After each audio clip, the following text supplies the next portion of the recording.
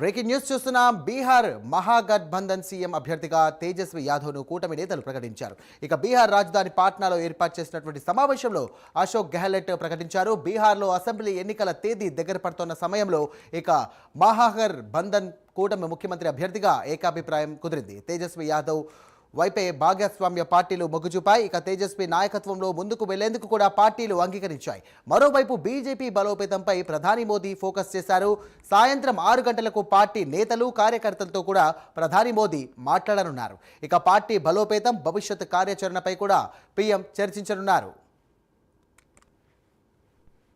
ఇదే అంశానికి సంబంధించి మరిన్ని డీటెయిల్స్ అందించడానికి మన నేషనల్ బ్యూరో చీఫ్ కళా సిద్ధంగా ఉన్నారు. కళా, చెప్పండి. సాయి, దాదాపు ఒక బ్రేకింగ్ న్యూస్ అని చెప్పవచ్చు. దాదాపు తేజస్వి యాదవ్ బీహార్ ఎన్నికల్లో ఏదైతే మహాగఠబంధన్కి దాదాపు 4 రోజుల నుంచి కూడా పార్టీల మధ్య ఏదైతే స్థానాల కొరకు ఉన్నటువంటి ఏదైతే ఒక పెద్ద విస్ఫోటనం అన్నటువంటిది కూడా నిన్నటువంటి కూడా రాజకీయ విశ్లేషకులు ప్రస్తావించినటువంటి అంశం.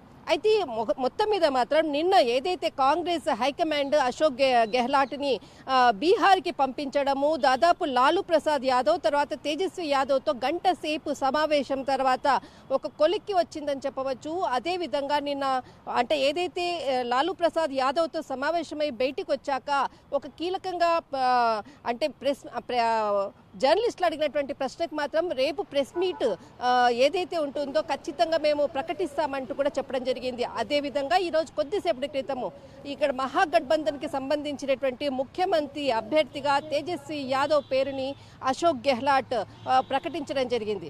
దాదాపు ఇక్కడ కాంగ్రెస్ ఒకంత గత కొన్ని రోజుల వరకు కూడా కాంగ్రెస్ అభ్యర్థి ఇక్కడ ముఖ్యమంత్రి ముఖ చిత్రంగా ఉండాలి అన్నటువంటిది పట్టుబట్టినటువంటి కాంగ్రెస్ ఒక అడుగు వెనక్కి వేసిందని చెప్పవచ్చు. దీనికి మధ్యవర్తిగా అశోక్ గెహ్లాట్ వచ్చేసి లాలూ ప్రసాద్ యాదవ్తో సమావేశం అవ్వడం అన్నది ఇక్కడ చాలా కీలక పరిణామం నిన్న. అయితే ఇక్కడ ఇందులో దాదాపు అశోక్ గెహ్లాట్ కూడా చాలా కీలకమైనటువంటి అంశాలను ప్రకటించారు. ఇందులో రాబోయేటటువంటి ఎన్నికల్లో ఖచ్చితంగా విజయం సాధించాలి. అంతేకాకుండా ఈ ఎన్నికల్లో 2 అంటే డిప్యూటీ సీఎం పదవులు ఉండబోతున్నాయి అంటూ కూడా చూచాయిగా చెప్పడం జరిగింది. ఇక్కడ మరొకరు ఇప్పుడు డిప్యూటీ సీఎంగా కూడా ఇందులో ముఖేష్ సాహ్ని పేరు కూడా ప్రకటించడం జరిగింది. అయితే ఈ ఎన్నికల్లో పోటీ చేస్తున్నారు. రానున్నటువంటి ఎన్నికల్లో మహాగఠబంధన్కి సంబంధించినటువంటి 243 స్థానాలకు గాను పోటీ చేస్తుంది.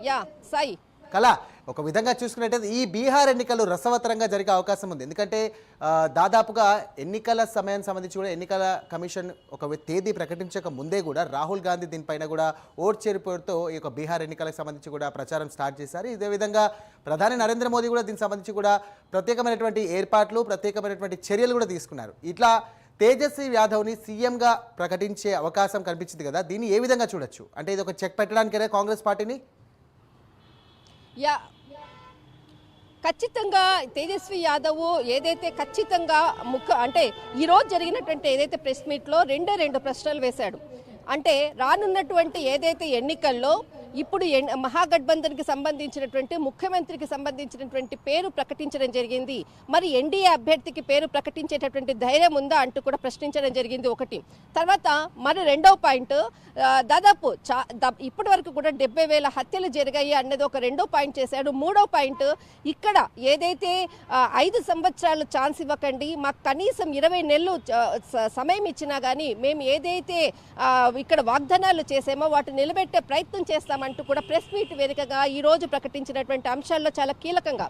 అయితే ఇందులో భాగంగా కొద్దిసేపటి క్రితమే బీజేపీకి సంబంధించినటువంటి ఎన్డీఏ కూటమికి సంబంధించినటువంటి బిగ్ అప్డేట్ అని చెప్పవచ్చు. ఒకవైపు ఇక్కడ మనకు అంటే తేజస్వి యాదవ్ ఇక్కడ దీనికి సంబంధించినటువంటి ముఖ్యమంత్రి పేరు ప్రకటించగానే మరొక వైపు ఈరోజు సాయంత్రం 6 గంటలకు ప్రధాని నరేంద్ర మోడీ అధ్యక్షతన బీహార్కి సంబంధించినటువంటి కీలకమైనటువంటి నేతలతో ఈరోజు సాయంత్రము సమావేశం కానున్నారు. అయితే వర్చువల్గా జరిగేటటువంటి ఈ సమావేశం ఒకటి, తర్వాత మరి కొంతమంది ముఖ్య నేతలు కూడా ఈరోజు సమావేశం అవుతున్నారు అన్నటువంటిది ఒక బిగ్ అప్డేట్ అని చెప్పవచ్చు. అంతేకాకుండా ప్రధాని నరేంద్ర మోడీ పర్యటనలు కూడా బీహార్లో ఉండబోతున్నాయి. రానున్నటువంటి దాదాపు మనకు 6వ తేదీ అంటే కరెక్ట్గా మనకు ఒక 10 రోజులు దాదాపు 12 రోజుల సమయం ఉంది. అంతేకాకుండా బీహారులో ఛట్ పూజ అనేది చాలా ప్రత్యేకమైనటువంటి ఒక మహా పండుగ. ఈ పండుగకు కూడా అందరూ కూడా నేతలందరూ అనుకోవచ్చు, దేశవ్యాప్తంగా ఉండేటటువంటి బీహారియన్స్ కూడా ఇక్కడ ఏదైతే బీహార్కి వెళ్ళడం అక్కడ ఉండేటటువంటి నాయకులు కూడా చాలా మంది వాళ్ళని ప్రత్యేకంగా కలుస్తున్నటువంటిది ఒక పార్ట్. అయితే ఈ రోజు సాయంత్రం ప్రధాని నరేంద్ర మోడీ అధ్యక్షతన జరిగేటటువంటి కీలక నేతలతో సమావేశము. అయితే భారీ బహిరంగ సభలు కూడా ఉండబోతున్నాయి. ప్రధాని నరేంద్ర మోడీ ర్యాలీల కన్నా ముందుగా ఇక్కడ జాతీయ అధ్యక్షుడు వచ్చేసేసి మనకు జేపీ నడ్డా కూడా ఈ రోజు బీహార్కి చేరుకోవడం జరుగుతుంది. దాదాపు 24వ తేదీన కేంద్ర హోంశాఖ మంత్రి అమిత్ షా కూడా అక్కడ బీహార్ పర్యటనకు వెళ్తున్నారు.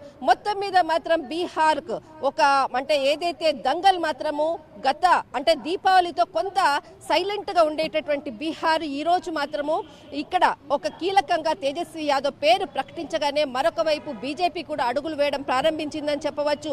కానీ పోటాపోటీగా బీహార్ ఎన్నికల్లో మాత్రము అటు మహాగఠబంధన్ అనుకోవచ్చు, ఇటు బీజేపీ అనుకోవచ్చు, రెండు కూడా పోటీ పడుతున్నాయి. ఖచ్చితంగా విజయం సాధించే దిశగా అడుగులు వేసి అదే విధంగా కూడా చదరంగంలో ఏ విధంగా పావులు కదుపుతారో ప్రతి ఒక్కరూ కూడా అక్కడ కీలకంగా ఉండేటటువంటి నేతలందరూ కూడా ఇక్కడ ఈ సమావేశాలు అనుకోవచ్చు, ర్యాలీలు అనుకోవచ్చు, ప్రధాని నరేంద్ర మోడీ గారి ర్యాలీ కూడా ఉంటుంది. తర్వాత ఈ విధంగా కూడా అక్కడ గ్రౌండ్ లెవెల్లో వర్క్ చేసే వాళ్ళందరూ కూడా చాలా యాక్టివ్ అయ్యారు. దాదాపు 12 రోజుల సమయం ఉంది. 12 రోజుల్లో ఇక్కడ బీహార్ చాచా ఎవరు అన్నది మాత్రం నవంబర్ 14న తెలుస్తుంది.